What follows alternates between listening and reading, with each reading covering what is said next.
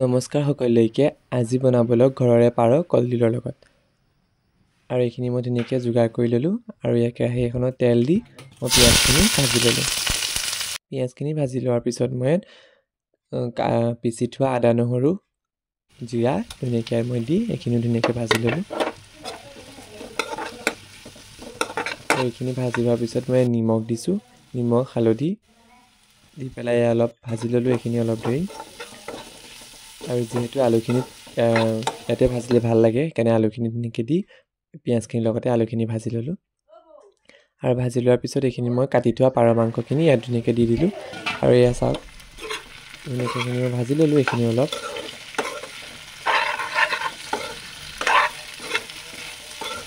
আৰু এইখিনি ভাজি লোৱাৰ পিছত মই কাটি থোৱা কলডিলখিনি ধুনীয়াকৈ দি পেলাই কলডিলখিনিৰ লগত অলপ দেৰি ভাজি ল'লোঁ।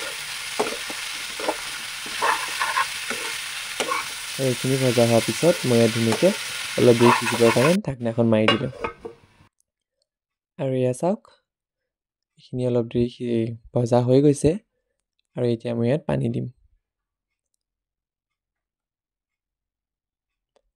ইয়াত পানী দি পেলাই মই অলপ দেৰি সিজিবলৈ দিলোঁ।